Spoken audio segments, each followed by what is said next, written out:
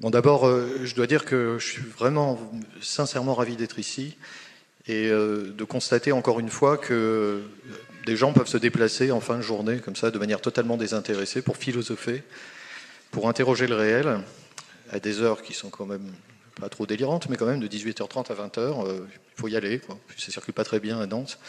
Enfin, mon âme de professeur ici est vraiment satisfaite quand je peux constater ça. Et je ne peux pas m'empêcher à chaque fois de me faire la réflexion qui est la suivante.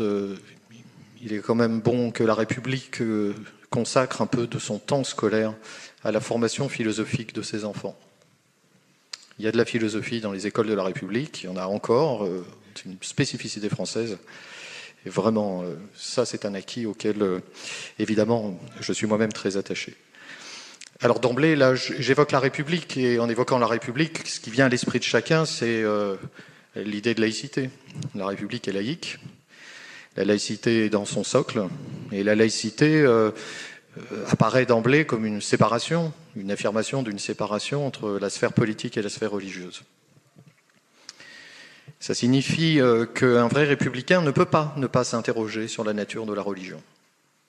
On ne peut pas faire l'économie d'une réflexion sur la nature du sentiment religieux, sur ce qui pourrait en lui constituer un obstacle politique à la République elle-même, mais peut-être aussi sur les points d'accord, dans le fond, entre ce que dit le sentiment religieux et ce que dit la République, même dans sa version la plus radicalement laïque. C'est à cette réflexion que je vous invite ce soir, c'est-à-dire à réfléchir à la nature de la religion. Et j'ai choisi comme angle d'attaque la question de la liberté, puisque la République et la liberté, évidemment, sont indissociables. La religion est-elle un moyen d'oppression ou un obstacle à l'oppression? Autrement dit, la religion et la liberté sont-elles incompatibles ou pas? Je vais vous proposer, pour aborder cette réflexion, un premier point de vue qui consiste à soutenir que nos consciences ne sont peut-être que le fruit de l'existence sociale. Rousseau nous dit qu'au départ, l'homme n'est qu'un être perfectible, c'est-à-dire un être qui porte en lui une puissance de progrès, mais il soutient que cette puissance de progrès ne reste qu'une virtualité sans la société. Sans la rencontre de l'autre, il n'y a pas de culture. Et sans culture, l'esprit reste en puissance. Il n'est pas en acte, il ne s'actualise pas. Sans la culture, il n'y a que des germes en nous. Mais les germes ne donnent rien. Donc, nous avons besoin des autres pour actualiser notre esprit, pour actualiser notre conscience. Rousseau s'arrête là, mais on peut radicaliser ce qu'il nous dit en soutenant que la conscience émerge non pas seulement dans la société, mais qu'elle émerge par la société et que l'ordre social détermine son contenu. C'est le point de départ que je vous propose là. Soutenir que la conscience est le fruit de l'existence sociale. Ou pour reprendre une formule de Marx, soutenir que ce n'est pas la conscience des hommes qui détermine leur être, mais à l'inverse, leur être social qui détermine leur conscience. Vous voyez, si on raisonne comme ça, la conscience n'est pas comme un empire dans un empire. Pour reprendre la formule de Spinoza, la conscience n'est pas comme une réalité flottant dans les limbes, indépendante de la réalité de la nature, évidemment, mais même indépendante de la réalité sociale. Si on raisonne comme je viens de le faire, la conscience non seulement a besoin de la société pour être, mais elle est déterminée dans son contenu même par la société. Ce que nous pensons, dans le fond, est d'origine sociale. C'est ce qui invite Marx à soutenir que si on veut bien penser la réalité de l'homme, et si on veut bien penser la réalité d'une société, on ne peut pas s'arrêter à la conscience que cette société a d'elle-même. Parce que, pour reprendre un terme authentiquement marxiste ou typiquement marxiste, le contenu de la conscience, tel que je viens de le décrire, est un contenu idéologiquement déterminé. Vous voyez, on croit qu'on pense ça parce qu'on a envie de le penser, on croit qu'on pense ceci ou cela parce qu'on est attaché à telle ou telle idée, mais en réalité, ce qu'on pense est déterminé par la société à laquelle on appartient. Or, évidemment, les représentations religieuses font partie de ces contenus de notre conscience. Ça signifie que la première approche que je vous propose, c'est une approche qui consiste à faire de la religion et de la pensée religieuse et du sentiment religieux et de l'attachement à telle ou telle croyance religieuse, à faire de tout cela l'effet de la société à laquelle on appartient. Vous voyez ? Et si la religion n'était qu'une idéologie, c'est-à-dire si elle n'était que l'effet de la société à laquelle on appartient, et plus précisément, dans une optique marxiste, si la religion était l'effet de la base de la société, de son fond même, de sa structure profonde, c'est-à-dire de sa structure économique. Alors, les choses, je crois, peuvent être dites clairement. Dans une société marquée par l'inégalité, dans une société où certains ont, alors que d'autres n'ont que leur force de travail pour subvenir à leurs besoins, dans une société où certains, pour employer un vocabulaire marxiste, détiennent l'instrument de production et où d'autres doivent vendre leur force de travail pour pouvoir subvenir à leurs besoins. Dans une telle société règne une inégalité qui ne peut pas ne pas être source de souffrance sociale. Vous voyez, la structure inégalitaire de la société, dans sa base économique, génère nécessairement de la souffrance sociale. La question ici est la suivante, est-ce que le sentiment religieux, est-ce que la croyance religieuse, est-ce que les représentations religieuses ne sont pas d'une manière ou d'une autre des moyens de rendre supportable l'insupportable? Vous voyez? Si je me dis, bien sûr, mon existence n'est pas ce que je souhaiterais qu'elle soit, bien sûr, je subis l'inégalité, la violence, la misère, etc., mais je peux espérer un au-delà dans lequel mes désirs seront satisfaits. Peut-être que la religion peut apparaître immédiatement comme l'arôme spirituel qui permet de rendre vivable l'invivable. Vous voyez? Alors vous avez reconnu l'analyse que je vous propose. La religion, vous l'avez tous compris, de ce point de vue-là, est l'opium du peuple. Voilà. La religion est l'opium du peuple, ça veut dire que la religion est une drogue. La métaphore employée par Marx ici est éloquente, il faut la prendre au sérieux. Je fais une petite parenthèse de professeur, là, mais quand un grand auteur vous propose une métaphore, il faut toujours la prendre au sérieux. Les métaphores, elles sont toujours choisies vraiment au cordeau, hein, et disent tout. On a affaire avec la métaphore au moyen de dire de manière immédiate, hein, en recourant à l'imagination, hein, ce que l'on ne peut pas tout à fait dire tout de suite en passant par l'argument scientifique, d'une certaine manière. Pour bien penser, il nous faut un scribe. Il faut des mots, hein. Mais il nous faut un peintre, parce que nous ne sommes pas des dieux, alors il nous faut des images. Alors ça, c'est une belle image, quand même, l'image de l'opium, l'opium du peuple. Prenons-la au sérieux. L'opium, c'est une drogue, donc, mais c'est une drogue dont les effets sont singuliers. Marx ne prend pas la métaphore au hasard, il ne nous dit pas que la religion, c'est l'amphétamine du peuple. Il ne nous dit pas c'est l'ecstasy du peuple. C'est pas la condition du bon déroulement de la rave party, quoi. Même si peut-être que la rave party, sa manière, est aussi une manière de rendre supportable l'insupportable, en agitant son corps, en faisant en sorte que l'expérience de la transe nous libère des inquiétudes immédiates. Non, là, c'est pas tout à fait ça dont il nous parle, parce que l'opium, c'est une drogue qui n'agite pas, au contraire, c'est une drogue qui endort. L'opium, ça endort. Alors, ça endort l'esprit, évidemment. Ça veut dire que dans la fumerie d'opium, hein, l'insupportable devient supportable à ce moment-là. Pourquoi tu te drogues? Pour oublier, quoi. Pour oublier que tu te drogues, pour oublier que... Mais l'opium a un autre effet. Cette drogue qui endort, elle permet, dans une certaine mesure, de couvrir ces chaînes de fleurs, quoi, de rendre supportable l'insupportable. Mais l'opium, c'est une drogue qui endort et qui, par conséquent, empêche d'agir. Ça empêche l'action. Donc si la religion n'est qu'un fait social, ou si la religion est une idéologie, c'est-à-dire un ensemble de représentations produites dans l'esprit par une base économique tout à fait insupportable, alors la religion est ce qui rend cette base économique vivable, mais en même temps ce qui empêche de la modifier, de la transformer, puisque celui qui est endormi, celui-là n'agit pas. Or, on le sait, pour Marx, la solution à la misère, la solution à la souffrance sociale, c'est pas l'opium du peuple, c'est la transformation profonde de la société. C'est-à-dire l'action révolutionnaire. Il faut transformer la société, c'est-à-dire modifier sa base économique afin de faire disparaître la cause de la souffrance. Vous voyez, un bon médecin ne se contente pas d'agir sur les symptômes. Un bon médecin, il faut qu'il agisse sur l'origine du symptôme, sur la maladie elle-même. Hein, celui qui se contente d'agir sur le symptôme, celui-là maintient en l'état finalement le patient. Il rend supportable l'insupportable, mais il ne s'agit pas de dire qu'il ne faut pas agir sur le symptôme, mais Freud lui-même. Il nous dit symptômes névrotiques, on s'en guérit simplement en allant chercher son origine. C'est pour ça qu'il demandait à ses patients de parler de tout, sauf de leurs symptômes névrotiques. Ce qui laissait les gens une espèce d'incapacité à parler dans un premier temps, mais qui contraignait d'une certaine manière à aller chercher du côté de l'origine. Donc, si je raisonne à la manière de Marx, et si la religion est l'opium du peuple, elle empêche de bien penser, elle empêche de bien agir, autrement dit, elle empêche de se représenter le réel tel qu'il est, elle détourne de la vérité, elle est une source d'illusion, ce qui est philosophiquement condamnable, et elle empêche l'action, donc elle entrave l'action révolutionnaire, ce qui est moralement condamnable. Ça fait beaucoup. Vous comprenez que si on s'engage dans cette voie-là, il n'y a pas grand-chose à sauver du sentiment religieux. Ça ne veut pas dire d'ailleurs que le partisan d'une position marxiste préconisera de combattre la religion elle-même. On est d'accord, puisque je viens de dire que, tel un bon médecin, le dirigeant révolutionnaire n'agit pas sur les effets mais sur les causes.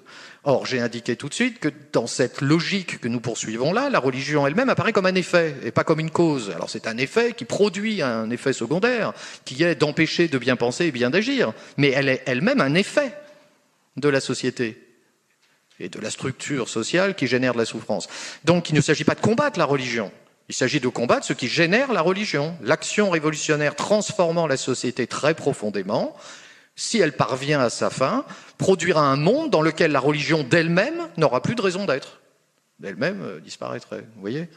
Un partisan de ce type de théorie pourrait envisager vous voyez, l'effondrement du bloc soviétique qui laisse en l'état des sociétés dans lesquelles le sentiment religieux n'a pas disparu, celui-là pourrait interpréter cette situation comme un échec de la révolution. Si ça avait marché, il ne serait plus religieux. S'ils sont religieux, ça n'a pas marché. Voilà. Alors il fallait combattre la religion. Mais non, tu peux toujours combattre la religion. Si tu n'as pas transformé la société, si tu as toujours laissé les causes en l'état, les effets, les mêmes causes produisant les mêmes effets, tu n'y arriveras pas. Donc ici on le voit, regardez le paradoxe, c'est que la religion, elle nous libère de ce qui nous oppresse, mais elle nous opprime. Alors, elle nous libère de ce qui nous oppresse, c'est-à-dire qu'elle libère celui qui subit l'injustice de ce qui le fait suffoquer, le caractère insupportable de son existence, de l'injustice qui règne dans la société. Bon, surtout si en plus on ajoute qu'on lui dit que c'est de sa faute, si ça va pas bien. Non, mais c'est vrai, si on lui dit c'est ton contrat de travail, si tu veux. Ah bon, je crois, non, mais c'est de ta faute. Ah bon, d'accord, et oui, évidemment, je n'ai pas pensé. C'est moi le coupable. Bon.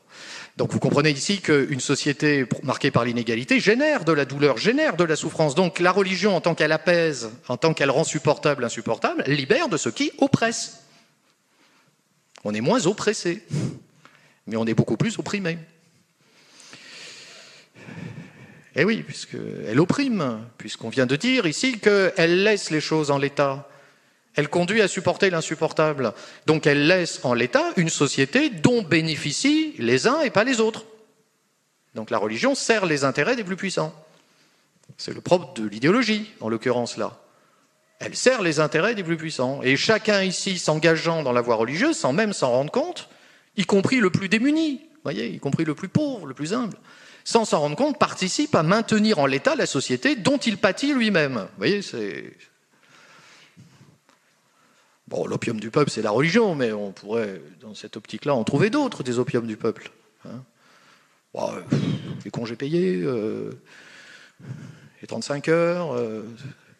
Non, mais je vous propose une logique, hein, je ne suis pas en train de vous dire ce qu'il faut penser, hein, on est bien d'accord, hein. Mais vous comprenez, dans cette logique-là, si la solution, c'est la révolution, c'est-à-dire la transformation profonde de la base économique, tout ce qui permet de maintenir en l'état cette base relève de l'opium. Ce qui endort rend supportable l'insupportable et permet d'éviter l'action révolutionnaire. Donc tout ce qui entrave l'action révolutionnaire, évidemment, c'est un problème. Alors évidemment, là, la religion apparaît tout à fait problématique, mais tout ce qui est de l'ordre de la charité, y compris même, dans certaines mesures, certains droits sociaux qui pourraient être un moyen de faire perdurer ce qui, de toute façon, doit disparaître. Alors, doit disparaître chez Marx dans les deux sens du terme. Hein.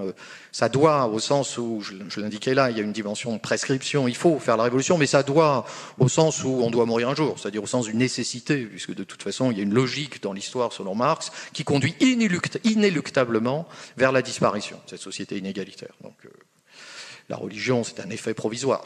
Mais sur le long cours, la base économique de la société inégalitaire est vouée à s'effondrer, et à laisser place à une autre base économique qui sera celle d'une société, la société communiste, dans laquelle les inégalités ayant disparu, tous les effets de cette inégalité disparaîtront avec, c'est-à-dire tout ce qui est de l'ordre de la superstructure idéologique dont la religion fait partie, dont peut-être aussi d'ailleurs la philosophie fait partie. Finalement, ce que nous faisons ce soir ensemble, c'est l'opium du peuple, quoi. C'est une autre manière. D'ailleurs, la philosophie se porte plutôt bien quand ça va mal. Vous savez qu'elle est née en Grèce, une époque où la cité est en crise. Platon dit, ça va pas, hein, ça va très très mal, hein, on va disparaître. Hein, et il avait raison. Vous voyez, la philosophie, elle naît de la crise aussi. Donc peut-être que philosopher, je disais tout à l'heure, à une heure un peu tardive, bon, bah, c'est insupportable, quoi. Finalement, est-ce que le philosophe n'est pas un peu une espèce de prêtre, un peu qui dit des choses, qui donne du sens, qui permettent de passer le cap, quoi. Hein, on pense aux chiens de garde de Nizan. Il n'y a pas plus critique à l'égard de l'école de la République, parfois, et des professeurs de philosophie que ceux qui prétendent les défendre. C'est quand même, dans les chiens de garde, quand même, les profs de philo, c'est le pire du pire. Hein, ils parlent d'esprit critique, de liberté de la pensée, et la conclusion, c'est qu'il faut défendre les droits de l'homme, quoi, et la République. C'est-à-dire les droits du propriétaire. Donc il sert les intérêts des plus puissants, mais sans qu'ils s'en rendent compte. Le chien de garde, quoi. Il fait quelque chose en vertu d'une nécessité qu'il dépasse. Donc là, on commence à pointer quelque chose qui indique qu'il faut quand même reprendre le problème au départ. L'analyse que je vous ai proposée, c'est une analyse qui est presque évidente, dans le fond. On est religieux sur la base d'une existence que l'on mène dans une vie sociale qu'on n'a pas choisie. Ça, on est tous d'accord.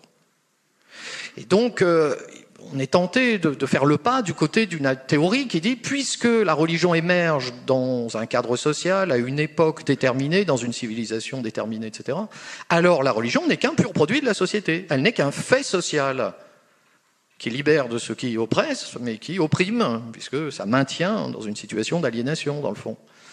Hein, il ne serait pas du tout un obstacle à l'oppression, enfin un obstacle à ce qui oppresse, hein, mais un bon moyen d'oppression, sur le plan des libertés. Mais c'est pas faux, hein, de toute façon, l'analyse de Marx, celle que je voulais proposer, il est évident qu'elle porte une vérité. Enfin, nous ne sommes pas comme un empire dans un empire, c'était le début de mon propos. Croire que l'âme, comme une conscience qui flotte dans les limbes et qui n'est absolument pas déterminée par le monde dans lequel elle déploie son être, vraiment, c'est surestimer la puissance de l'esprit, évidemment. Mais quand même. De là à dire que la conscience n'est qu'un effet de la société, un peu comme la fumée est produite par le feu, il faut voir. Il faut voir, hein, ça mérite réflexion quand même. Si on revient à l'analyse de Rousseau que je proposais au début de mon propos, Rousseau nous dit que sans la société, il n'y a pas de conscience. On est d'accord. Mais la société, c'est la cause ou c'est la condition ? C'est la cause qui produit mécaniquement la conscience ou c'est une condition nécessaire à l'émergence de la conscience ? Pas tout à fait la même chose. Je vais vous proposer une métaphore, alors qui vaut ce qu'elle vaut. Elle n'a pas la qualité des grandes métaphores que j'évoquais tout à l'heure, hein, je vous le dis tout de suite, mais je crois qu'elle a une vertu pédagogique. Quand je fais la cuisine, dans ma casserole, je fais une popote. Sans la casserole, je ne peux pas la faire, la popote. Mais la casserole n'est pas la cause de la popote, c'est la condition. C'est pas la cause, c'est... Et si la société était la condition de la conscience et non pas seulement la cause ? À ce moment-là, peut-être qu'on peut envisager la possibilité pour une conscience de n'être pas que le produit de l'existence sociale, de n'être pas que, autrement dit, comme toujours, quand on a dit tout ce qu'on avait à dire dans une perspective portant sur l'homme, est-ce qu'on est sûr qu'on a tout dit ? Oui, c'est ça le problème. C'est pour ça que la philosophie, ça ne s'arrête pas. Quand on a dit tout ce qu'on avait à dire, est-ce qu'on a tout dit ? Non, c'est pas sûr. Le problème d'un être humain, c'est que puis il se dérobe toujours. Il y a toujours un truc qui fait que on croit qu'on est au bout, mais non, c'est pas encore ça, quoi. Donc moi, je vous invite à envisager un autre point de vue là.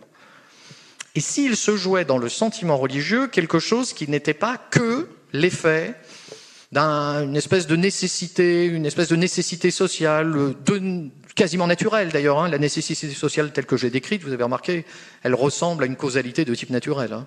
Marx nous dit d'ailleurs que pour bien penser ces déterminismes sociaux, il faut les penser, alors je le cite là, avec l'esprit de la rigueur des sciences naturelles. Vous voyez, il faut avoir cet esprit-là, la rigueur des sciences naturelles. Quand même, bon... évidemment, si je suis déterminé par la société mécaniquement, au même titre qu'un phénomène naturel est déterminé par des mécanismes naturels, bon, appelons ça culture, appelons ça société, appelons ça histoire, mais à l'arrivée, le résultat est le même. Je suis déterminé. Est-ce qu'il n'y a pas quelque chose à penser en l'homme qui serait la possibilité de s'extraire de ça? Est-ce qu'il n'y a pas quelque chose dans l'âme qui n'est pas totalement le produit de cette causalité-là? D'ailleurs, si je suis la logique d'un sociologue ou d'un marxiste qui dit que tout est déterminé socialement, il faut bien que lui pense la possibilité pour sa conscience à lui de s'extraire de ce déterminisme dont il parle. Nécessairement, vous voyez. Paradoxe du menteur. Si un crétois dit tous les crétois sont menteurs, vous avez compris, c'est qu'il ment. Bon. Alors s'il ment, ça veut dire que tous les crétois ne sont pas menteurs alors. Ah, alors si tous les crétois ne sont pas menteurs, peut-être qu'il ne ment pas alors, en disant que tous les crétois sont menteurs. Donc, vous voyez, on est piégé là, on n'y arrive plus là.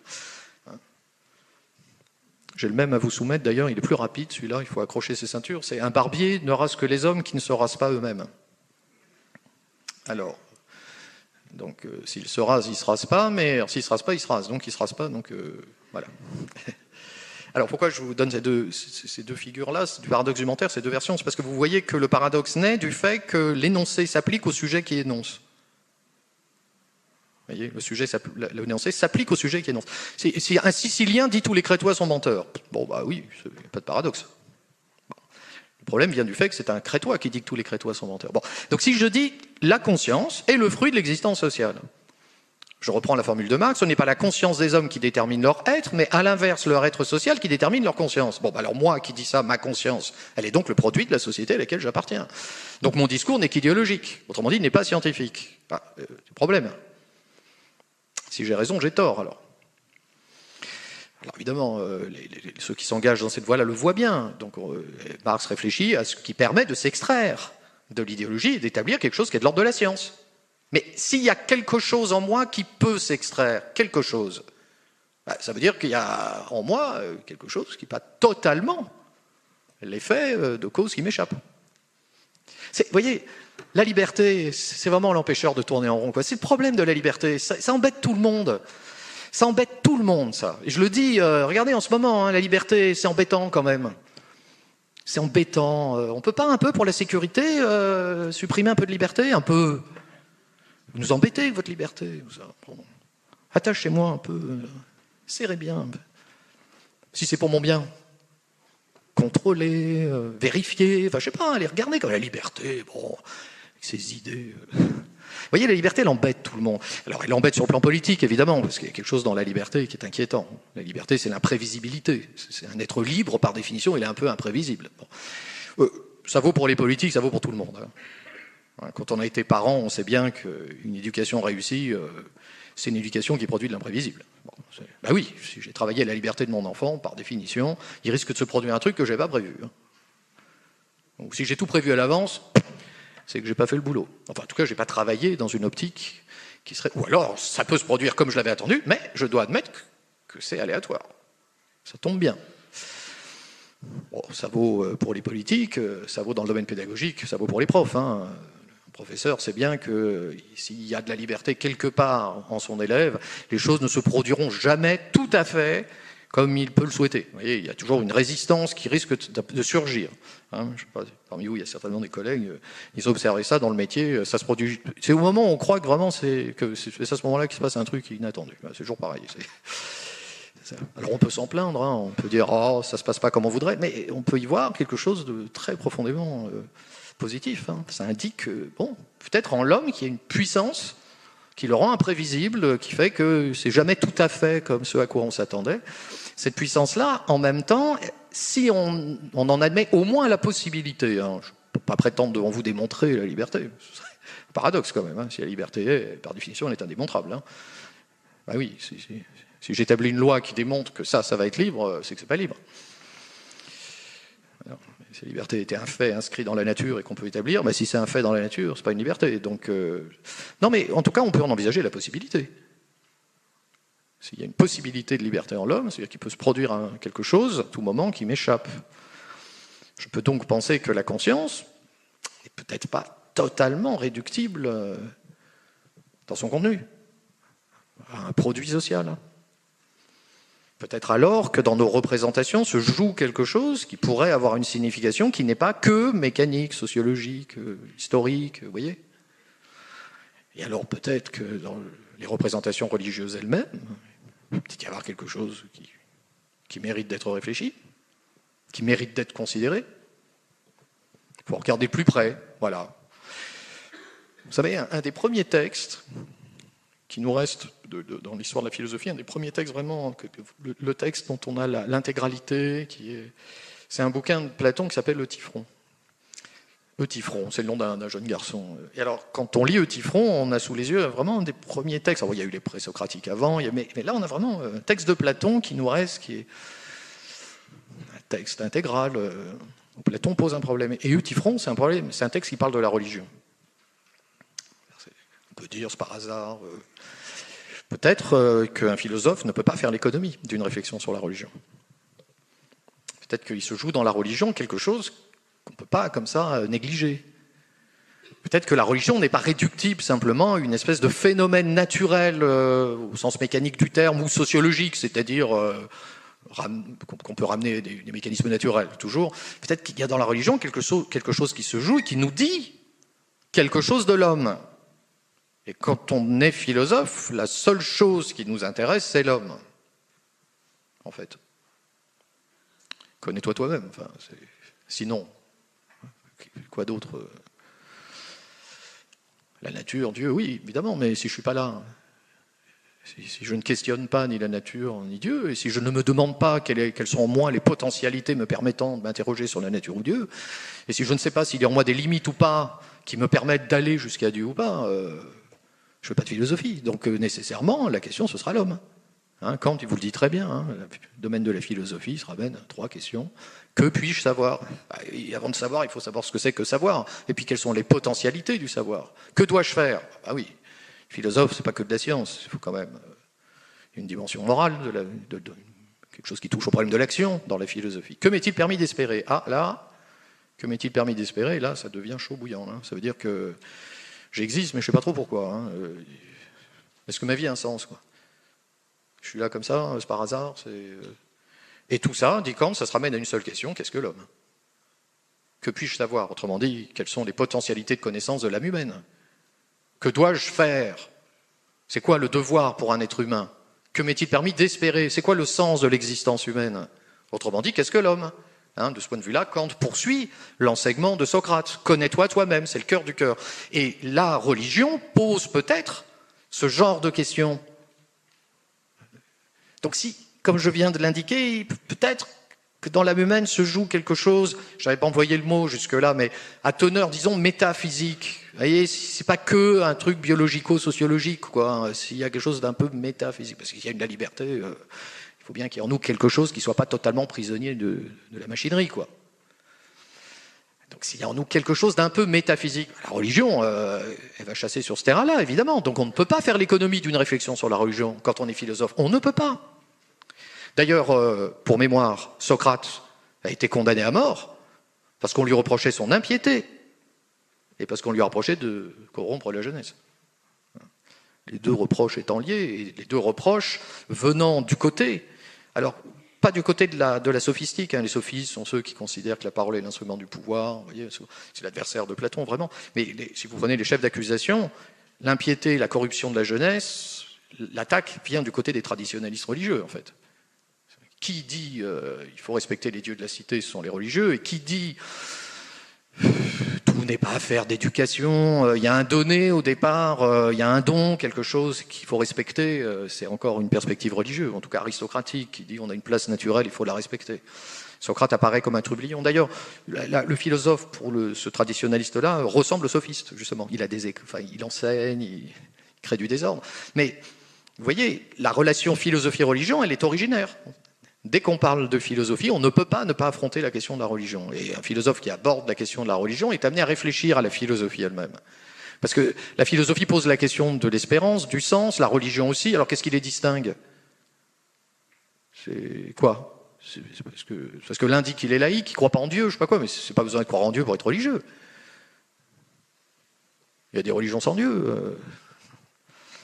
Vous voyez, ce que je suis en train de dire là, ça indique quoi? Ça indique que depuis le début, on s'est appuyé sur un présupposé. Voilà, la religion, c'est la croyance en Dieu, puis ça apaise l'âme, ça nous libère de ce qui nous oppresse, puis ça nous opprime, et puis c'est réglé.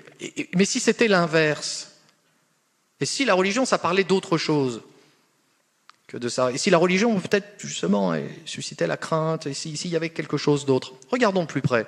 Et il me semble qu'on le voit apparaître clairement quand on s'attache à ce que nous dit Platon dans Euthyphron.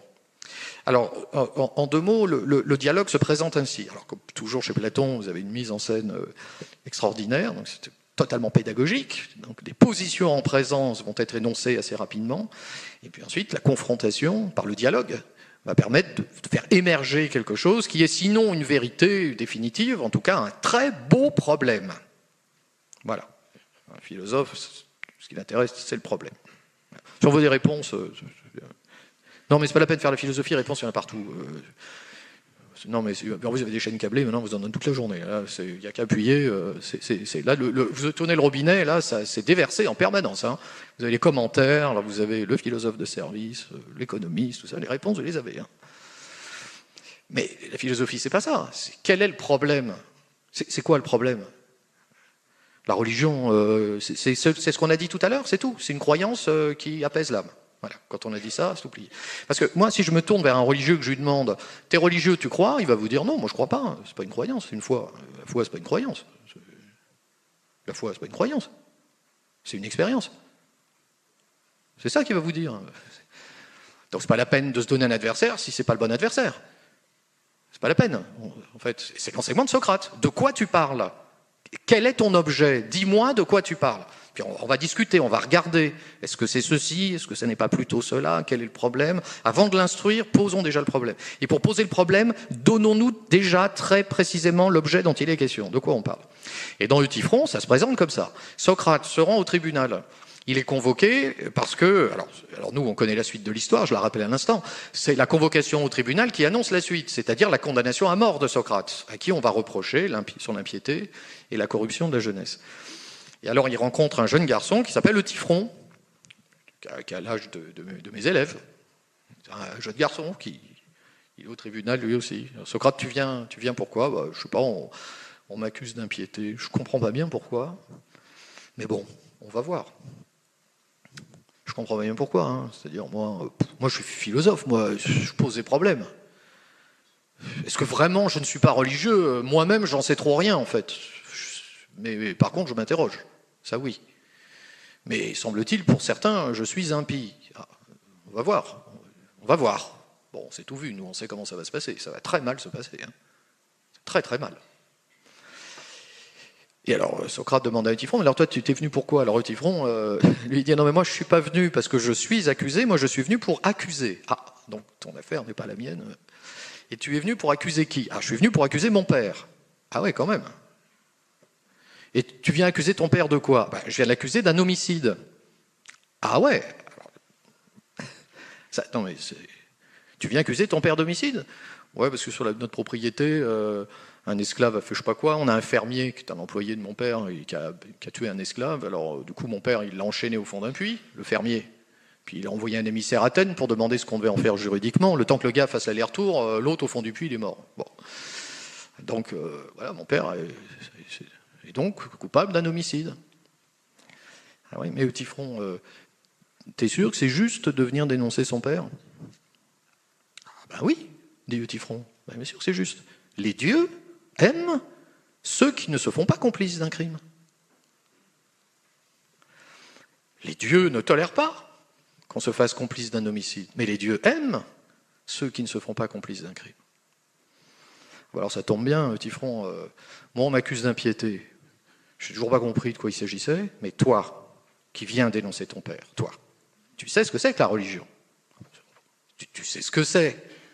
Sinon, tu ne viendrais pas dénoncer ton père. Vous vous rendez compte? Dénoncer son père au tribunal à Athènes, ça veut dire le tuer potentiellement. Hein? Non mais, on peut traduire ça comme ça, quoi. Tu viens tuer ton père.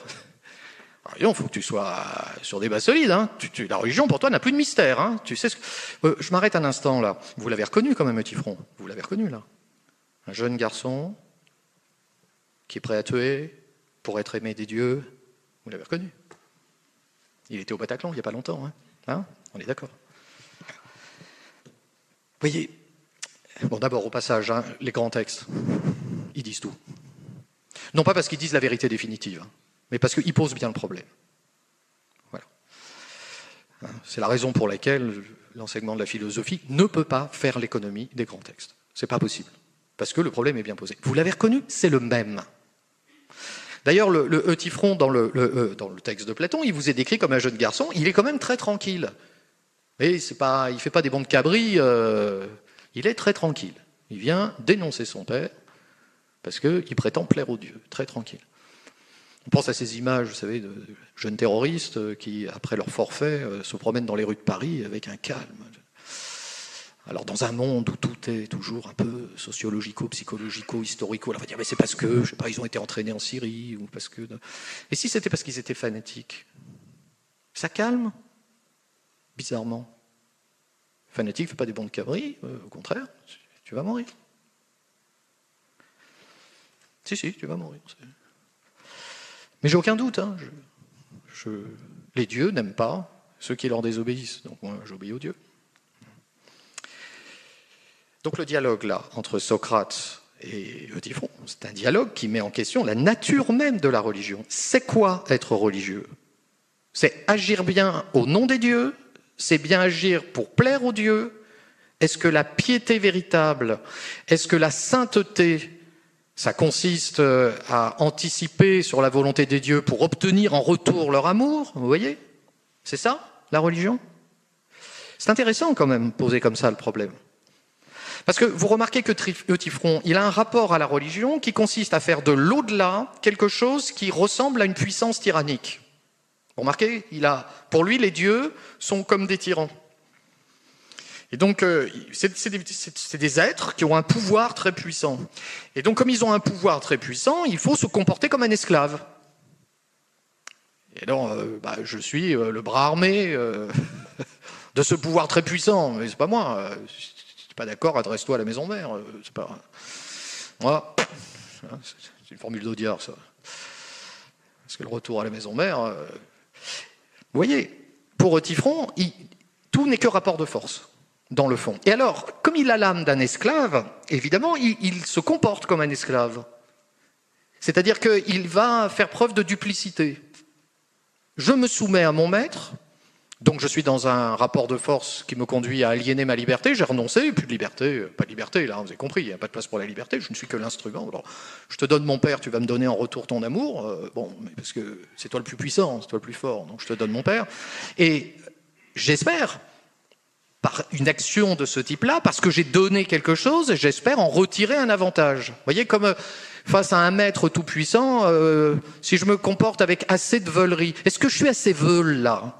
Est-ce que c'est bon pour toi? Ça va, je me suis assez rabaissé, je suis assez veule? Je me suis assez comporté comme un esclave pour que tu puisses m'aimer? Je ne donne pas une leçon de morale, hein. Je ne dis pas comment il faut faire devant les tyrans, hein. Je ne sais pas. Hein. Mais vous voyez bien.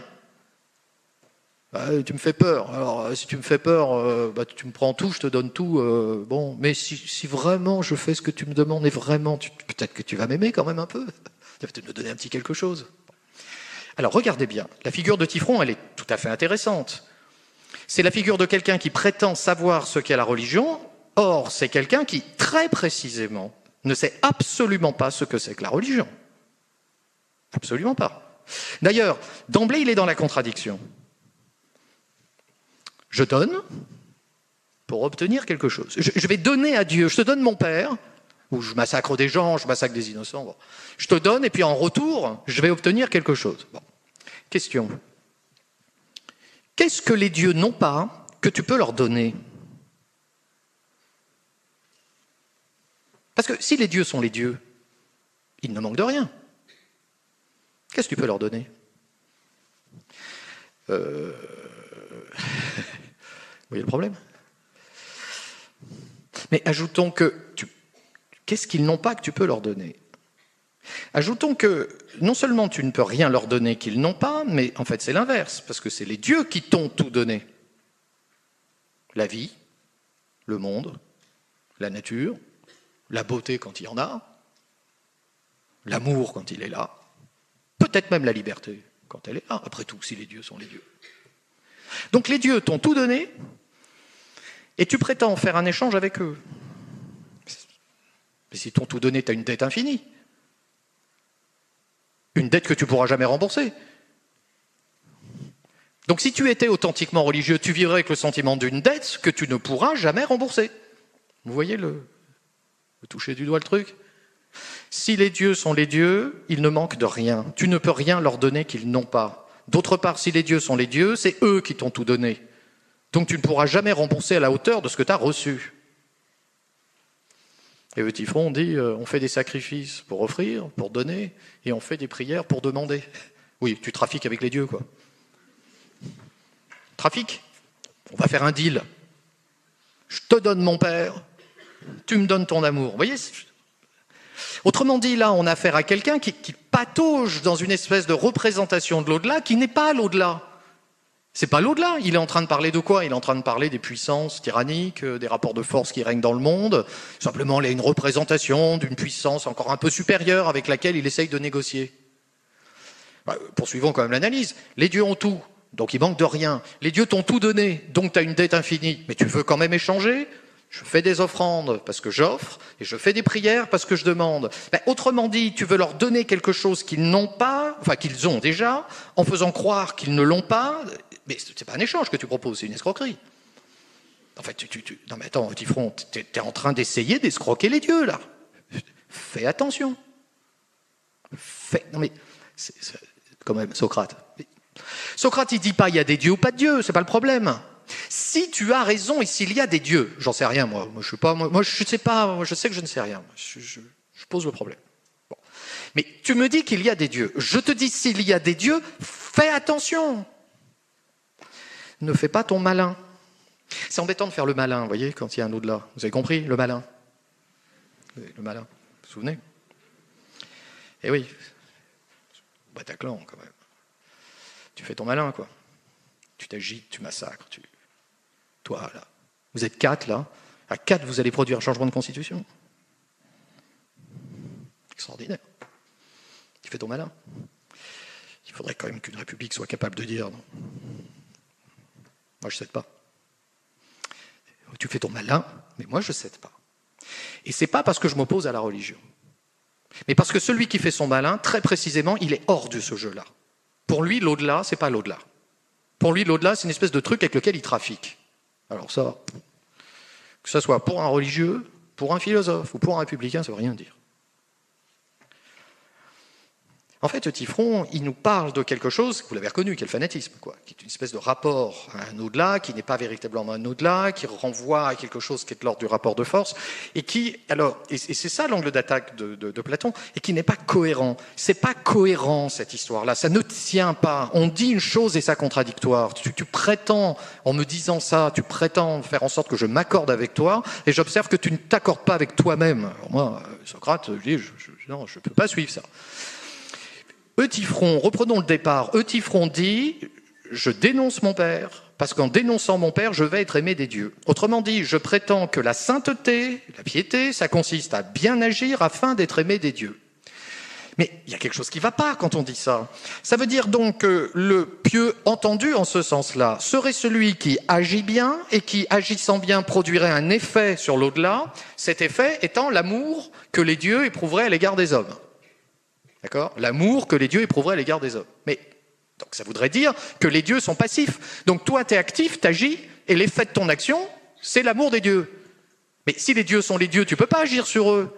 Tu ne peux pas agir sur eux. Si les dieux sont les dieux, c'est les dieux qui agissent sur toi. C'est pas toi qui agis sur eux. Quelle prétention ! Vous voyez, tu fais ton malin. Là encore, tu fais ton malin.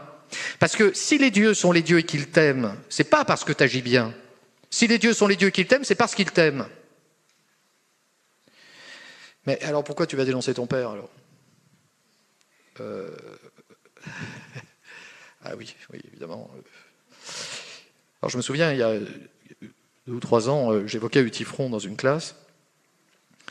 Et alors, donc je raconte le truc, et on arrive à ce point du raisonnement où on voit ce que n'est pas le sentiment religieux. Voilà, on voit ce que c'est pas. Et je poursuis mon raisonnement, et il y a une élève qui m'arrête, et qui dit « Oui, mais monsieur Frey, alors, il le dénonce, son père. » J'avais oublié la chute. Oui, c'est ça. Là, quand même, c'est un bon rappel à l'ordre, hein, parce que... Alors, il le dénonce, son père. Bah oui, et évidemment qu'il le dénonce, son père. Bon, Socrate, c'est bien gentil ton truc, mais il faut que j'y aille. Vous avez vu ?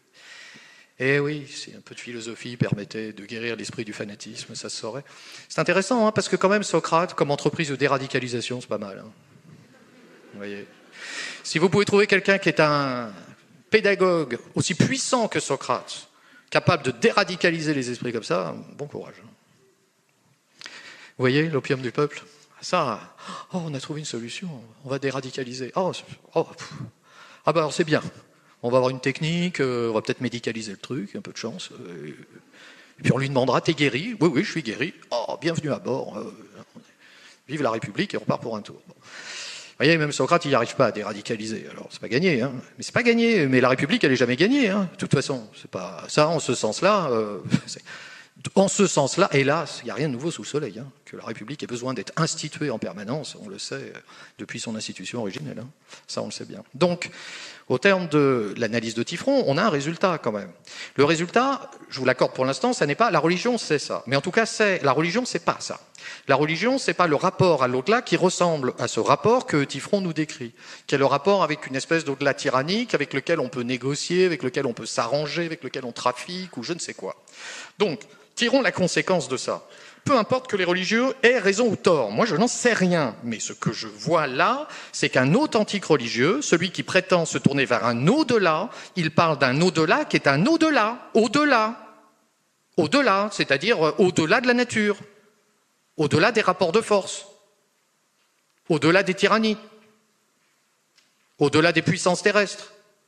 Et sinon, c'est pas un au-delà, c'est un peu plus haut, quoi, un peu plus haut, un peu plus fort, plus haut. La hauteur des tyrans, il n'y a pas de hauteur, il n'y a pas de grandeur, justement. On est dans la pure mécanique, là. Et puis la puissance. Non, l'authentique religieux, je ne sais pas s'il a raison ou tort, mais en tout cas, il dit il y a un au-delà. Celui-là, il se tourne vers un au-delà, vers une transcendance. Autrement dit, il est porté par quelque chose qui ressemble à un appel de l'absolu. Voilà. Là, le philosophe, il dit, moi, je ne suis peut-être pas religieux, mais quand tu me parles d'appel de l'absolu, ça me dit un truc quand même. Ça me dit quelque chose, l'appel de l'absolu. D'ailleurs, le philosophe lui-même, l'appel de l'absolu, ça lui parle. Il aimerait bien, au terme d'une démarche, établir une vérité absolue. Bon, il sait bien qu'il n'y arrivera pas, il sait bien, je sais que je ne sais rien. Hein. Et Platon lui-même, qui nous décrit une sortie de la caverne qui permettrait à l'âme de s'élever jusqu'à l'absolu, le décrit sous la forme d'une métaphore en nous disant, bah oui, mais bon... je n'ai pas le savoir absolu, sinon ça se saurait. Il y aurait le petit livre, là on apprend le truc, petit livre rouge ou petit livre noir, ou ce que vous voulez, et on apprend le truc, bon c'est réglé, c'est plié, j'ai la vérité, on n'en parle plus. Non. Philosophie, je l'ai dit, c'est l'art du problème. Donc c'est la conscience de n'avoir pas la vérité absolue. On est d'accord, mais il y a un appel de l'absolu quand on est philosophe. On est porté par un truc quand même. Lui, quand il prend une formule, il parle d'idée régulatrice, vous voyez, quelque chose qui donne un sens à l'action et à la réflexion, enfin, agir et penser comme si il y avait un absolu qui donnait sens à notre pensée et à notre action. Comme si. Voilà, bon, c'est que un comme si, hein, c'est pas... Enfin bon, s'il n'y a pas ce comme si je me dis que je patauge indéfiniment et pour toujours dans une espèce de monde de rapport de force sans queue ni tête, dans un tohu-bohu absolument infernal dans lequel tout se vaut, et toute philosophie, vous comprenez, elle est quand même, ça n'a pas de sens. Le philosophe, il cherche quelque chose, enfin, ça ne veut pas dire que le philosophe est religieux, hein, mais ça veut dire que l'appel de l'absolu dont est porteur l'authentique esprit religieux, cet appel-là, le philosophe, il ne peut pas ne pas le comprendre. Vous voyez, il ne peut pas le jeter par-dessus bord, quoi. De toute façon, si on le fait sortir par la porte, il va rentrer par la fenêtre. Oui, mais est-ce que tu es sûr que nos vies sont insensées? Vous voyez, c'est compliqué. D'ailleurs, tout à l'heure, vous avez vu, je suis parti dans une approche très mécaniste, très sociologique, etc. Et assez rapidement... Bon, Et s'il y avait un point métaphysique en nous? Et si nous n'étions pas réductibles à des mécanismes? Et si? Donc, là, la question philosophique, elle n'est pas totalement étrangère à des aspirations de type religieux, mais pas religieuses, hein, par ailleurs. Parce que la différence, elle est là. C'est que cet au-delà dont parle le religieux, cet au-delà, dont ne parle pas Eutyphron, lui, qui ramène tout ça à des forces brutales, cet au-delà, quand on est religieux, il inspire le respect, évidemment. L'absolu, c'est pas n'importe quoi. Hein. Par définition, un absolu, c'est inconditionné. Hein. Donc c'est pas un moyen. Ça peut être qu'une fin. Or, considérer un être comme une fin et pas comme un moyen, c'est le respecter. Voyez.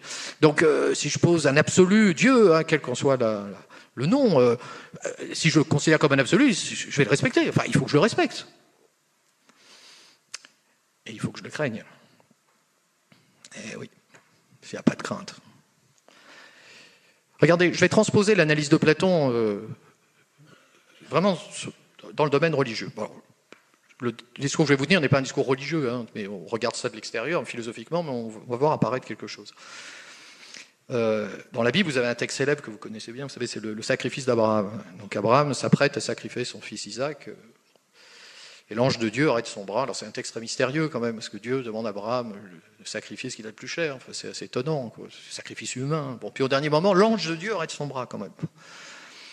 Alors il y a plusieurs interprétations, c'est un texte très, très difficile, puis je ne prétends pas épuiser la signification théologique de ce genre de texte, ce n'est pas dans mes compétences, mais simplement un élément de réflexion. Et essayons d'imaginer le dialogue entre l'ange de Dieu, je ne vous raconte pas la Bible là, hein, je vous fais un truc.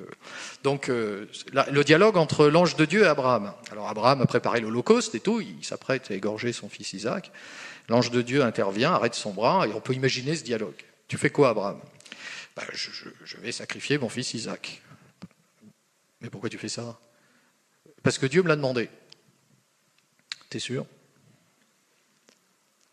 Ah bah oui, je suis sûr, il me l'a dit. Non, mais il te l'a dit. T'es sûr? Parce que quand Dieu te parle, toi, tu comprends. Pour toi, la parole de Dieu n'a pas de mystère, quoi. Tu peux échanger avec Dieu. Peut-être tu peux même t'arranger avec lui, peut-être. Tu comprends Dieu tout seul? T'es sûr? Et pourquoi il t'aurait dit un truc comme ça? Il m'a dit un truc comme ça, il m'a tout donné, alors je pouvais quand même lui donner mon fils. Il t'a tout donné. Tu crois qu'en donnant ton fils, tu vas rembourser ta dette? Vous voyez?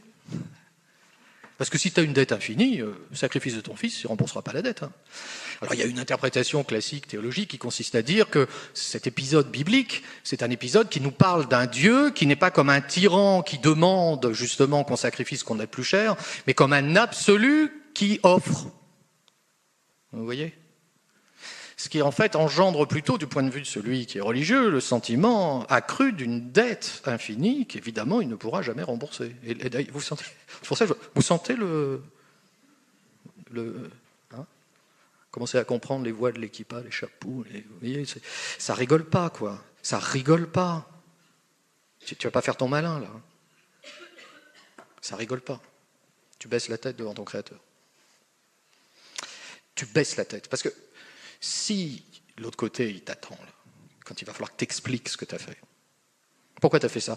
Moi, j'ai massacré des gens parce que c'est pour toi que je l'ai fait. T'es qui, toi? T'es qui pour faire ça? Vous voyez? On n'est pas dans la religion, là. On est ailleurs. On est totalement ailleurs. Si on interprète le sentiment religieux vraiment à partir de cet appel de l'absolu que le philosophe peut comprendre, parce que cet appel de l'absolu travaille la philosophie elle-même. Alors la religion, c'est un mouvement de l'âme, en tout cas qui prétend être, alors est-ce qu'elle a raison, est-ce qu'elle a tort? Moi j'en sais rien, mais la religion c'est un mouvement de l'âme qui prétend aller vers un au-delà, qui prétend aller vers un absolu. Autrement dit, qui prétend s'extraire de tous les déterminismes naturels, sociaux, mécaniques, etc. C'est un mouvement qui prétend mettre en question les puissances physiques. Autrement dit, c'est un mouvement qui dit les pouvoirs ne sont pas légitimes parce que ce sont des pouvoirs, mais ils sont légitimes parce qu'il y a un au-delà. Vous voyez? Un républicain, il dit le contraire? Il n'y a pas un au-delà dans la République? Il n'y a pas des droits inaliénables de l'homme? Même dans votre constitution, vous avez même en présence et sous les auspices de l'être suprême. Alors, vous voyez, l'absolu, il est même écrit noir sur blanc. Bon, être suprême, hein, pas Dieu, parce que être suprême, c'est connotation philosophique plus que religieuse, mais il y a un appel de l'absolu dans l'exigence républicaine. Dès les premières lignes du contrat social, Rousseau vous parle d'un droit sacré en parlant de la République. Or, le sacré, c'est ce que je viens de décrire. C'est-à-dire un espace et un temps qui renvoient à un au-delà, qui inspire le respect et la crainte. Le respect et la crainte. La République, elle inspire le respect et la crainte pour un authentique républicain. Le respect, parce qu'elle est éminemment respectable, puisqu'elle participe à l'institution de la liberté et de l'égalité. À l'institution, hein, tout n'est pas là, hein, il y a du boulot, hein, c'est jamais gagné d'avance. Hein. Et la crainte, parce que la République, c'est une puissance aussi. Hein. Elle a des lois, on pense à Rousseau, hein, on le forcera d'être... On le forcera. Tu n'obéis pas à la loi, on va te forcer à obéir à la loi.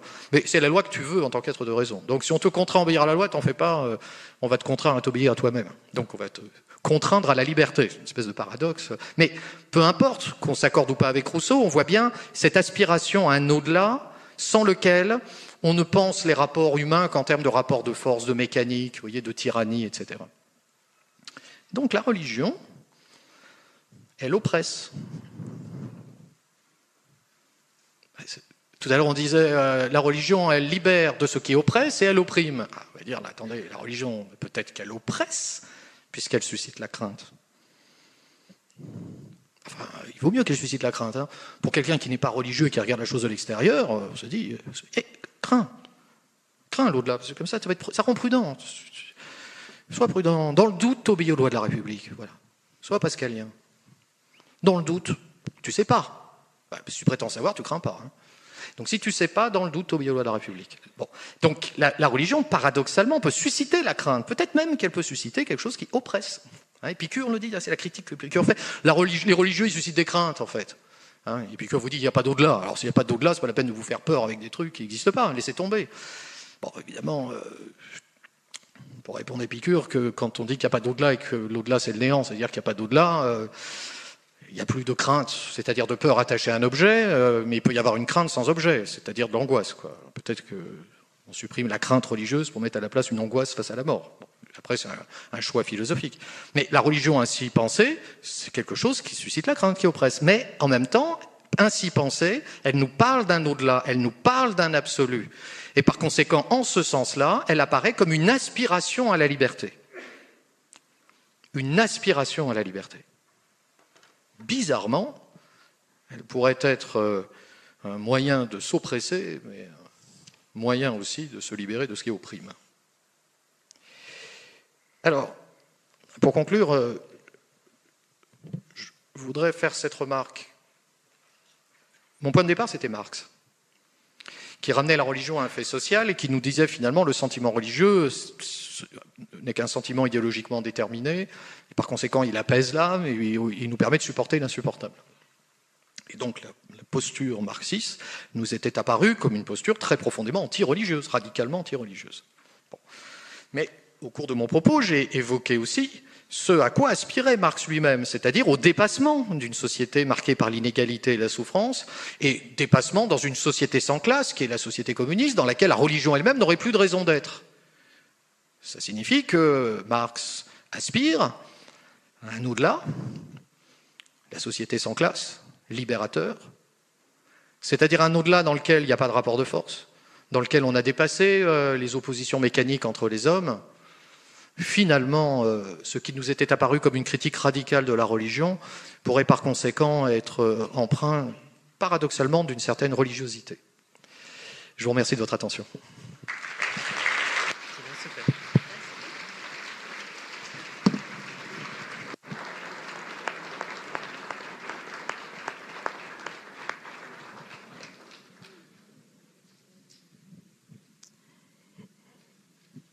Bien.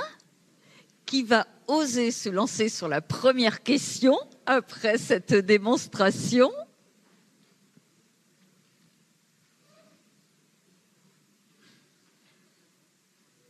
Toujours dur, hein?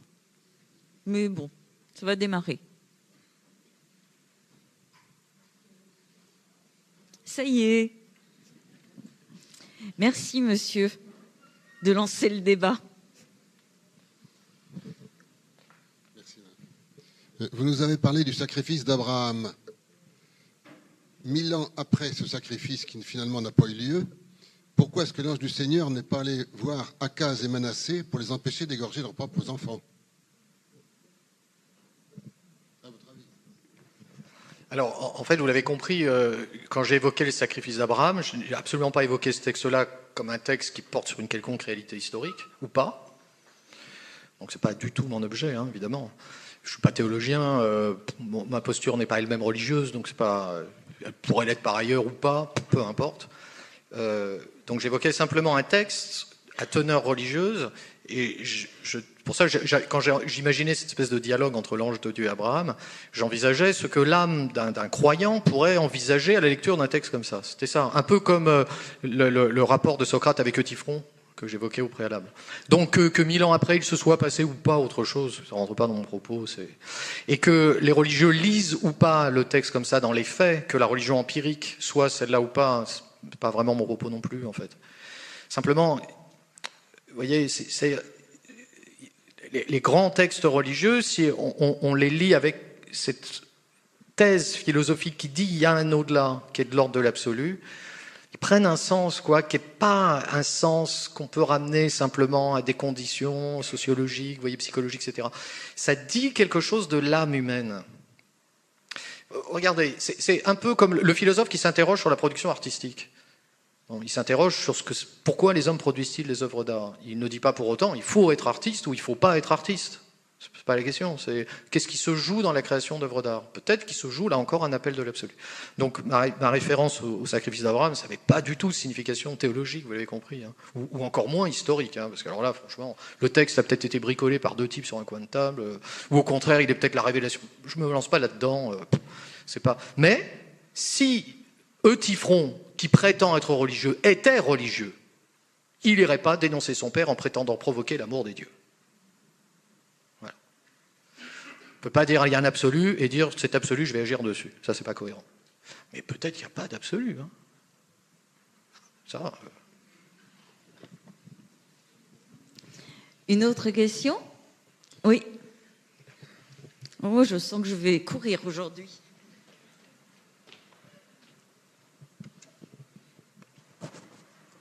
Ça va être mieux. Merci pour votre conférence, qui allie qui est un plaisir d'écoute aussi et un contenu très très intéressant. Vous dites on va te contraindre à la liberté, donc dans les derniers temps. C'est paradoxal. Vous dites on va te contraindre et la liberté, c'est ce qui est. Vous pouvez développer ce point dans le sens que c'est la liberté, la condition de la responsabilité qui engage l'homme, voilà, qui fait l'humain en fin de compte. Tout à fait. C'est une très bonne question Voilà, que vous posez. merci. Surtout, effectivement, là, alors, il me semble qu'on peut déplier la chose comme ça. Le point de départ, le moment où j'ai évoqué ça, c'est le moment de mon propos où j'indiquais qu'étonnamment, il y a dans la République quelque chose qui est un appel qui regarde du côté de l'absolu. C'était ça, je disais. Pour ça, j'essaye de faire écho en vous quand même à des trucs qu'on sait tous, quoi. Les hommes demeurent libres, égaux en droit, mais ça, c'est pas une convention. Pour un républicain, c'est pas une convention, c'est pas un truc comme ça. Après, on n'est pas obligé. Non, mais on peut soutenir, c'est pas vrai. L'homme, il est produit mécaniquement par le monde dans lequel il est, pas de liberté, tout ça, c'est un peu chacun. Mais si je suis républicain, je racine mon engagement du côté d'une thèse qui porte sur l'homme et une thèse qui dit qu'il y a quelque chose en l'homme qui transcende tous les mécanismes, toutes les déterminations. Donc, mon articulation, c'était il y a dans la République une certaine religiosité. Voilà, il y a un appel de l'absolu. Bon, Platon vous le dit dès la République.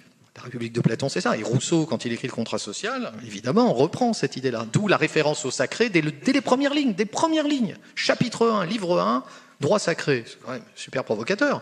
Alors que le titre du bouquin, c'est contrat social. Donc c'est fondé sur l'homme, c'est pas fondé sur Dieu. La République, elle n'est pas fondée sur un au-delà, elle est fondée sur la volonté des hommes. Mais il y a un absolu malgré tout. Et alors, votre question, une très bonne question, porte sur la question de la nature de la liberté au cœur de la République. Et la thèse de Rousseau, c'est qu'une République digne de ce nom est une République dans laquelle le souverain, c'est le peuple. Voilà, c'est pas le gouvernant. Le gouvernant, c'est l'exécutant de la souveraineté. Rousseau, c'est pas Montesquieu, hein, il n'est pas pour une séparation des pouvoirs, il est pour une séparation des pouvoirs avec subordination de l'exécutant, c'est-à-dire du pouvoir exécutif, au souverain. Voilà. D'ailleurs, du coup, le nom de ministre prend un sens. Un ministre, au sens strict du mot, c'est un serviteur. Voilà. Donc c'est un exécutant de la souveraineté, enfin, dans l'idéal de Rousseau, hein. Attention, la République, c'est un legs et c'est un idéal. Hein, et nous, on est entre les deux. Hein, et il y a toujours un écart entre la réalité de la République et son idéal. Mais il faut avoir les deux en tête. Il faut tenir les deux. Donc, votre question, c'est là qu'elle trouve une réponse. Si le souverain dans la République, c'est le peuple, donc du coup, quelque chose qui transcende l'individu, qui est au-dessus de moi, mais dont je fais partie, mais qui en même temps est au-dessus de moi. Donc, il y a une sorte de transcendance immanente de ce point de vue-là. Quelque chose qui est au-dessus et dedans. Enfin, mais c'est au-dessus. Dans cette République idéale, lorsque la loi émane de la volonté générale, c'est-à-dire du peuple, chacun en obéissant à la loi n'obéit qu'à lui-même. Voilà l'idée de Rousseau. Donc si on contraint quelqu'un à obéir à la loi, on le contraint à obéir à la loi qu'il veut en tant qu'être de raison. Mais c'est un idéal. D'ailleurs, Rousseau termine le contrat social en vous disant « c'est bien, hein, vous avez vu, hein, ben, on n'y arrivera jamais. Voilà, c'est tombé, on est trop nombreux, on est trop corrompus, le mal est trop avancé, la guérison... » Puis Rousseau évoque ces malades qui sont tellement malades qu'ils craignent encore plus le médecin que la maladie. Et donc, les peuples, des fois, pour les réformer, c'est très compliqué. Voilà. Et donc, là, Rousseau ne croit pas sur le plan pragmatique. Il y a une espèce d'application mécanique de cette chose-là. Mais c'est l'idéal qui donne un sens à l'action. Et le sens, c'est la liberté. La liberté. S'il n'y a pas de liberté, il n'y a pas de République. Pour ça, tout à l'heure, j'ironisais un peu en disant la liberté, ça nous empêche. Je ne peux pas m'attacher un peu, là. Mais si, c'est pour... Mais on va t'attacher un peu. Mais t'en fais pas, c'est pour ta sécurité. On garde le mot République. T'en fais pas, il y aura toujours le mot. Il y a toujours le mot, mais... J'aimerais mieux qu'il y ait la réalité de la République. Et il ne peut pas y avoir de réalité de la République sans liberté. Simplement, la liberté dans la République, vous l'avez compris, c'est pas la liste, elle est indissociable de la loi. Donc, bizarrement, liberté et contrainte dans la République se tiennent bien. Dans l'idéal, hein, dans l'idéal.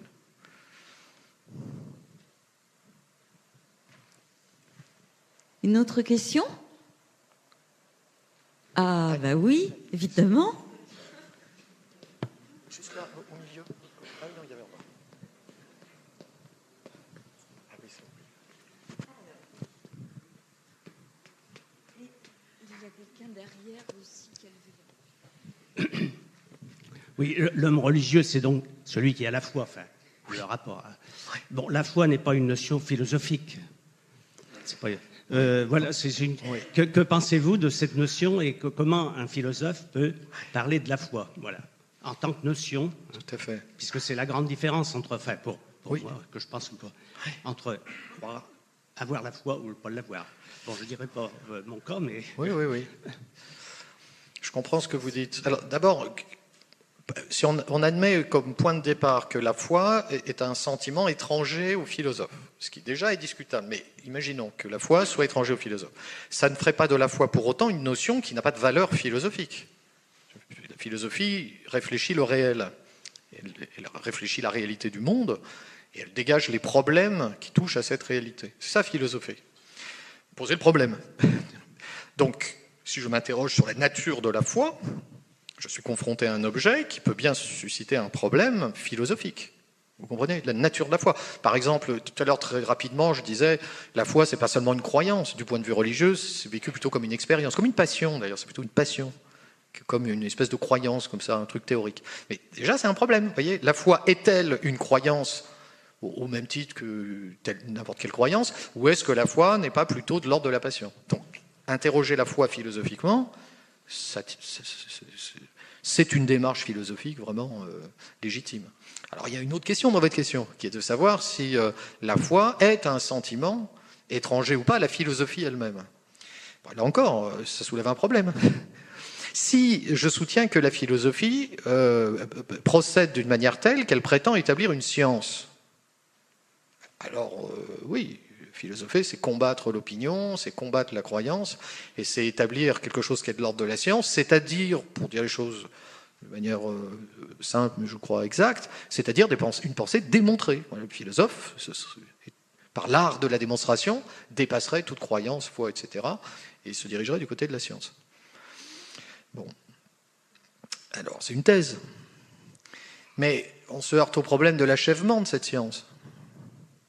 Parce que vous voyez, si philosopher, c'est établir une science, de quoi on parle? C'est une science achevée, parce que c'est pour ça que tout à l'heure j'évoquais. S'il y a une science achevée, ben, on n'a qu'à apprendre la science achevée, puis on n'en parle plus. Il n'y a plus de problème. Voilà la vérité, chapitre 1, chapitre 2, puis on a fait le tour du réel. Bon. Or, si la philosophie reste vivante, c'est précisément parce que le réel continue quand même de faire problème. C'est parce que la science n'est pas achevée. Peut-être même qu'elle est inachevable. Enfin, si on suit Pascal, on dirait que Pascal il est religieux. Bon, mais si on regarde du côté d'un Kant, il va nous dire quand même l'achèvement du savoir, c'est compliqué. Et si on prétend achever le savoir à la manière de Hegel, ça veut dire qu'on prétend faire de l'absolu, précisément, l'objet d'une science. Vous voyez? Donc, si on pose le problème comme ça, il n'est pas interdit d'envisager que la philosophie ne soit pas paradoxalement porteuse de quelque chose qui n'est pas étranger à la croyance, voire à la foi. Lorsque Kant, dans la préface de la critique de la raison pure, dit « j'ai dû substituer la croyance au savoir », il le dit parce qu'il est dans une optique de critique de la métaphysique qui prétendait justement à l'achèvement. Vous voyez, on va démontrer l'existence de Dieu, puis une fois qu'on aura la science de l'absolu, Hegel reprendra ce projet-là. On déduit tout, ou Spinoza, il avait déjà fait. Donc on part de la science de l'absolu, puis on déduit, et puis c'est terminé. Ben oui, mais un kantien vous dirait, moi, l'absolu comme objet de science, ça va pas de soi. Donc, est-ce que vraiment la foi et la philosophie sont à ce point étrangers? C'est pas sûr, hein. Étrangères, c'est pas sûr. Regardez, si vous transposez l'argument philosophique sur le plan politique, c'est pour ça que j'ai évoqué à plusieurs reprises la République, là, quand même, l'instituteur, le hussard noir, il n'est pas porté par une foi. Il n'y croit pas, vous voyez, c'est sûr, parce que il a des élèves devant lui. Est-ce qu'il peut prétendre faire de son élève l'objet d'une science, à partir de laquelle il pourra dériver une technique qui lui permettra d'être assuré d'obtenir l'élève qu'il veut en temps et en heure? Ça fait rêver certains de nos pédagogues ou de nos ministres. Mais ça ne marche pas. C'est pour ça qu'un être humain, qui peut prétendre faire de l'autre l'objet d'une science? Et pourtant, alors même que ce petit institut, alors je suis plutôt avant la guerre de 14, je vous l'accorde, après il y a une crise de la foi dans les tranchées, hein, ça va. Mais celui-là, il dit, mais non, mais il y a quelque chose dans mon élève, une puissance de progrès. Cette puissance de progrès, quand elle est bien cultivée, elle doit permettre l'institution d'une république d'hommes et de femmes libres, capables de décider eux-mêmes de leur destin, de travailler la suppression des inégalités, etc. Vous voyez, il est porté par quelque chose. C'est quand même... Il n'est pas porté par une foi. Alors on pourrait dire, oui, mais parce que lui, c'est l'instit, c'est pas le philosophe. Oui, mais précisément, l'institution dans laquelle il est une institution d'origine philosophique. Vous voyez, quand on lit le traité de pédagogie de Kant, ou le contrat social de Rousseau ou Émile, vous avez la racine de ce qui va devenir nos institutions. Ça a irrigué, je ne dis pas que ce n'est pas Kant ou Fichte qui ont produit mécaniquement l'éducation nationale, mais on voit bien que tout ça était à teneur philosophique. Ce n'est pas par hasard, hein, s'il y a de la philosophie en classe terminale, on est le seul pays au monde à faire ça. Hein. Il y a une histoire quand même. Et il y a une histoire de relation très étroite entre la philosophie et la politique. Vous voyez, Donc, alors, quand je dis ça, c'est une thèse. Et je ne dis pas que c'est la thèse qu'il faut retenir. L'antithèse reste à considérer. L'antithèse, elle dit, je ne suis pas d'accord. La philosophie véritable, elle établit une science. Et celui qui, porté par une foi, il n'est que le chien de garde qui défend les intérêts des plus puissants. J'ai évoqué tout à l'heure. Donc, sans trancher maintenant, en tout cas en prenant votre question vraiment au sérieux, on peut retenir que la foi, en tout cas, est bien un objet de réflexion philosophique. Voyons, c'est un objet de réflexion philosophique. Elle mérite d'être réfléchie philosophiquement, sans forcément y adhérer. Merci. Il me semble que dans votre exposé, pour combattre, pour montrer que la thèse représentée par Autrifron concernant la religion est illégitime, thèse qui dirait que le Dieu ou les dieux sont finalement trop humains, enfin trop tyranniques et trop à terre, vous utilisez deux conceptions du divin qui ont cependant des conséquences, enfin des implications très opposées. L'une socratique qui dirait donc que si je vous ai bien noté, celui qui agit bien et non, si les dieux sont les dieux, ce sont eux qui agissent sur toi. Donc où est la responsabilité du fanatique? Et l'autre exposé à partir de l'épisode du sacrifice d'Isaac. Un Dieu conçu comme un absolu qui offre, et qui offre quoi? Donc la responsabilité ou le monde laissé à l'homme. Donc voilà, vous utilisez deux conceptions différentes de Dieu. Et j'ai pas vu vraiment la transition entre les deux. Je comprends votre question là. Et en fait, votre question, elle vient d'une ambiguïté de ma formulation. Je comprends ce que vous dites. C'est-à-dire que, en fait, j'ai employé cette formule. Si les dieux sont les dieux, tu ne peux pas agir sur eux. C'est eux qui agissent sur toi. Alors, c'est ça. Mais je n'ai pas dit si les dieux sont les dieux, tu ne peux pas agir sur eux, et c'est eux qui te font agir. C'est pas ça, c'est qu'ils agissent sur toi. Ça veut dire que si l'absolu est l'absolu, un absolu peut produire des effets sur un être fini et limité. Mais vous voyez, j'ai pas dit les dieux qui te font agir. Parce que si c'est les dieux qui te font agir, alors à ce moment-là, oui, on est d'accord. Le fanatique lui-même, il serait le bras armé de la volonté des dieux. C'est pas ça. C'est-à-dire, puisque si moi je pose vraiment un absolu, s'il y a un appel de l'absolu en moi, tel que je me dis, il y a un au-delà de la nature, des rapports de force, c'est-à-dire de la matérialité des corps, quoi. Quelque chose de. Bon. Une fois que j'ai dit ça, j'ai plus qu'à baisser la tête, quoi. Une fois que j'ai dit ça, je peux pas prétendre agir au nom de ça, et je peux même pas prétendre que ça agit sur moi. Vous voyez, ou plutôt, je ne peux pas prétendre que ça va me faire agir. Mais je peux prétendre que ça peut agir sur moi. Ouais, ça c'est possible. Dans une optique religieuse, regardez, vous retrouvez une espèce de débat du genre salut par les œuvres, salut par la grâce, quoi. Vous voyez, un truc comme ça. Peut-être que les dieux peuvent m'accorder la grâce, c'est possible, ça. Ça c'est possible, mais en tout cas, même si c'est possible, ça ne dépend pas de moi. Enfin, je ne suis pas rentré dans ces débats qui sont des débats théologiques, qui sont vraiment. Mais sur le plan philosophique, en tout cas, on voit bien Là, il y a une alternative.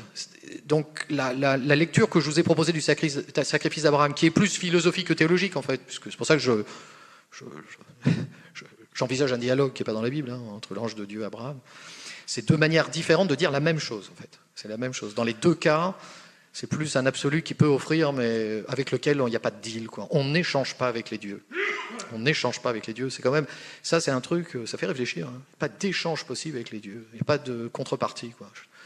Je te donne, si tu me donnes, des fois je dis ça à mes étudiants, tu me donnes mon concours, je t'offre 3 Ave, 2 Pater, ou alors, vous voyez, ou alors un rituel respecté à la synagogue, au temple, à la mosquée, etc. Non, ça marche. Enfin, en tout cas, un authentique religieux. Moi, vu le philosophe qui a ça à l'extérieur, il dit, moi, ça, si tu me dis ça, je comprends pas. Je comprends pas ce que tu veux. Tu veux faire un deal. Est-ce que ça répond à votre question? Merci. Y a-t-il une autre question? Alors, je peux prendre au plus proche? Dans les années 80, on a eu une théologie qui s'est appelée la théologie de la libération et qui a enflammé l'Amérique latine, notamment sous une époque qui était une époque de dictature, en Argentine, au Nicaragua et tout ça. Peut-on exprimer que dans ce cas-là, la religion a vraiment été un moyen de se libérer d'une oppression ou ça n'a été à nouveau qu'un... je ne sais pas. Alors, effectivement, j'ai failli en fait commencer en évoquant ça, mais j'y ai renoncé parce que là vous évoquez une attitude religieuse empirique des années 80 avec la théologie de la Révolution qui était plutôt favorable à des mouvements sociaux et politiques émancipateurs.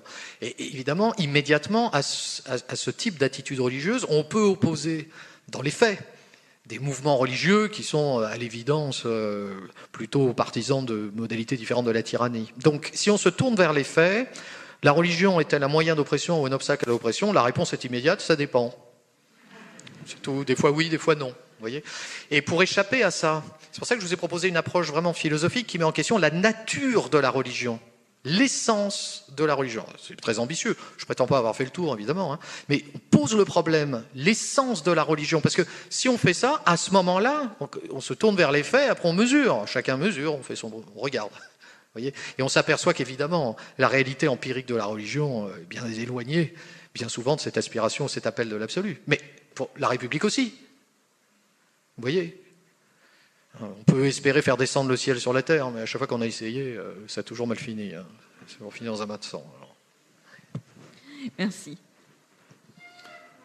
Oui, moi c'est la figure de Pascal qui m'intrigue beaucoup parce que pour son époque c'est un grand physicien, un grand scientifique et tout ça. Malgré tout, il avait la foi, mais à la fois il n'appliquait pas du tout sa raison, il séparait bien les deux domaines, contrairement à d'autres. Mais dans le siècle précédent, quand on voit les discussions entre ceux qui vont lancer la mécanique quantique, à un moment, il y a des croyances qui apparaissaient, sans qu'il y ait de Dieu là-dedans, mais sur la façon dont le monde était construit. Ah oui. À un moment, le scientifique, il a aussi des préjugés, des présupposés, dépendamment, mais il fonctionne un peu comme Pascal à un moment. Même, je crois que c'est Pauli qui disait comme ça, par rapport à des équations qui n'étaient pas équilibrées, je crois que l'énergie se conserve, il n'est pas question de faire intervenir une énergie négative, mais il avait eu raison. C'est comme ça, on a abouti à la découverte du neutrino. Non, en fait, le plus fort, c'est quand même la discussion sur la mécanique quantique. Mais Einstein aussi, sur l'ordre de l'univers, avait des préjugés. Bon, enfin, je ne vais pas faire la conférence. Et pour une fois, j'entends un philosophe dire qu'il a aussi des croyances. Ça, c'est nouveau. Alors, des croyances, c'est quelque chose qui serait supra-réel, transcendance, au-delà de l'expérience.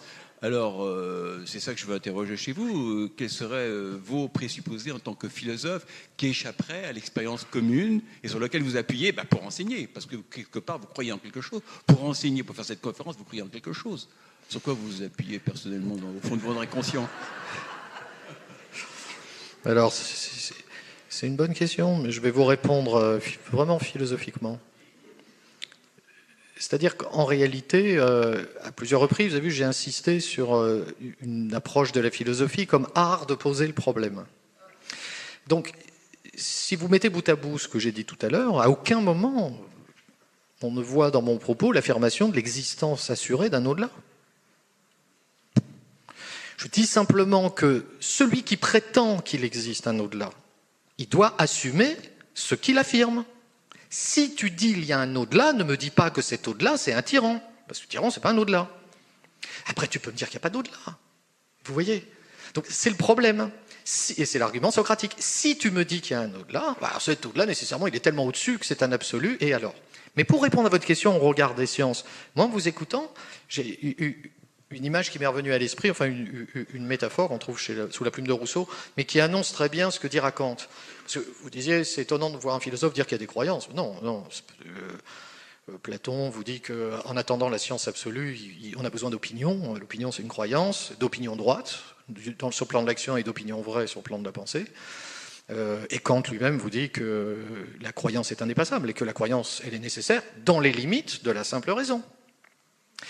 La religion dans les limites de la simple raison. Et regardez, je vais prendre une image qui va dans votre sens sur le rapport des scientifiques avec cette exigence de l'au-delà. Rousseau dit ceci: si on me dit que quelqu'un a jeté un nombre très important de caractères d'imprimés en l'air et qu'en retombant, ces caractères ont constitué l'Énéide tout arrangée. Rousseau dit: je ne me déplacerai pas pour aller vérifier le mensonge. Regardez bien, si vous regardez l'image que prend Rousseau, elle est extraordinaire. En plus, à la place des caractères, des mots, des lettres, etc., vous mettez la base mécanique du vivant, puis après vous prenez les gènes, tout le truc, vous allez voir, ça marche très bien. Donc, si je jette des milliards de caractères en l'air et qu'en retombant, je dis que ces caractères ont constitué l'Énéide tout arrangée. Est-ce que c'est possible? La réponse est oui, c'est possible. C'est très très peu probable, mais c'est possible. Mais c'est incroyable. C'est possible, mais je ne me déplacerai pas pour aller vérifier le mensonge. Bon. À l'inverse, si on me dit que c'est un type qui s'appelle Virgile qui a écrit l'Énéide, j'en sais rien, j'étais pas là, on me l'a dit, c'est possible également. Mais ma raison, elle me dit, entre les deux possibilités, tu dis que c'est Virgile. Hein. Au passage, ça met à l'abri de la théorie du complot. Hein. Au passage, c'est pas mal. Hein. Écouter sa raison, ça fait du bien parfois. Hein. Donc, il y a deux possibilités. Bon. À la place des caractères jetés en l'air, vous mettez le réel. Vous savez, les atomes d'Épicure qui tombent selon... Et puis une déclinaison accidentelle a produit, vous, moi, le monde, le cosmos, etc. Est-ce que c'est possible? Mais Kant vous dira, c'est possible. C'est incroyable. Et d'où votre remarque sur les chercheurs. J'ai testé la chose. Un chercheur qui travaille sur les mitochondries. Alors plus tu avances, plus c'est compliqué, plus tu avances, plus tu découvres, plus tu dis que c'est infini. Bon, tu dis quand même quoi? C'est le hasard, que la mécanique? Est-ce que c'est possible? Oui. Mais est-ce que tu crois que c'est le hasard? C'est Einstein, Dieu ne joue pas au dé. Oui, bien sûr, mais c'est possible. Donc, la croyance, ici, telle que je la décris, elle vient de la raison. C'est là où Kant, quand même, il vous dit, c'est la raison qui fait croire, et c'est la raison qui porte vers l'absolu. Vous voyez, c'est pas... D'où son idée qu'une religion peut être à teneur philosophique si elle est dans les limites de la simple raison. Ce qui met à l'abri, évidemment, de toutes les dérives qu'on peut connaître. Mais c'était la question de tout à l'heure. Après, dans les faits, il reste que quand on va regarder, oui, il y a du boulot. Hein. Voilà. Donc, il me semble que ce que je vous ai proposé, c'est quand même plus le problème que... bon, il y a une thèse, évidemment, mais enfin, c'est plus le problème. Après tout, peut-être qu'il n'y a pas de liberté, peut-être que tout est mécanique, qu'il n'y a pas d'au-delà, que l'aspiration à l'au-delà n'a pas de sens. Si je dis ça, il faut prendre le paquet aussi, évidemment. Les droits de l'homme, ça ne veut pas dire grand-chose. La République, c'est un peu... Vous voyez, c'est un problème.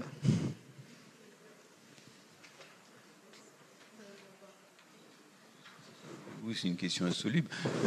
Ma question s'adresse aux philosophes parfaitement athées, mais peut-être qu'au fond de tout esprit humain, il y a quelque chose qui serait de l'ordre du vital et qui nous serait commun et qu'on n'arrive pas à atteindre, qui nous fait penser, peut-être. Voilà. Peut-être qu'il y a un point métaphysique en nous, c'est comme l'œil qui voit et qui ne se voit pas. Dans la conscience, ça renvoie peut-être à un point métaphysique en nous qui, décidément...